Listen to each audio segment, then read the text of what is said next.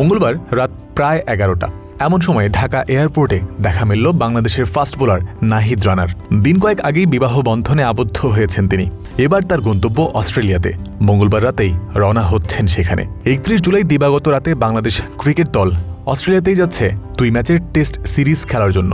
যদিও নাহিদের উদ্দেশ্য সেটা না, আগেই তার ছিটকে যাওয়ার খবর জানা গেছে। তবে এবার তিনি অস্ট্রেলিয়াতে যাচ্ছেন বিশেষজ্ঞ চিকিৎসকের পরামর্শ ও তত্ত্বাবধানের জন্য।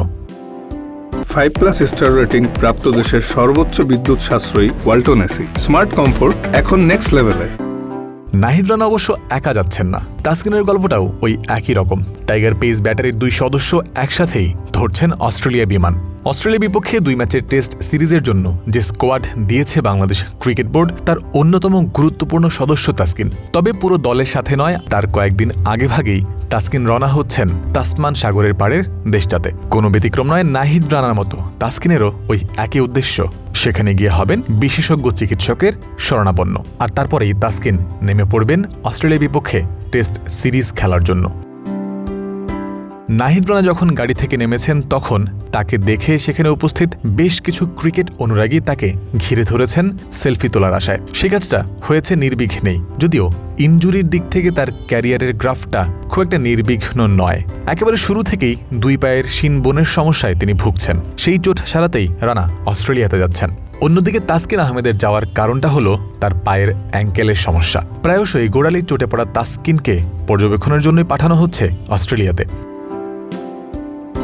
জিম্বাবুয়ে সফরের দ্বিতীয় টি-20 খেলার সময় সাইড স্ট্রেনের চোটে পড়েছিলেন নাহিদ রানা। ওই ম্যাচে বোলিং করতে না পারার পাশাপাশি তৃতীয় ও শেষ টি-20তে খেলতে পারেননি ডানহাতি পেসার। পরবর্তীতে দলের সঙ্গে দেশে ফিরেছেন। দেশে ফেরার পর যে স্ক্যান করা হয়েছিল নাহিদ রানা, সেখানে দেখা যায় সাইড স্ট্রেনে গ্রেড 2 চোটে ভুগছেন তিনি।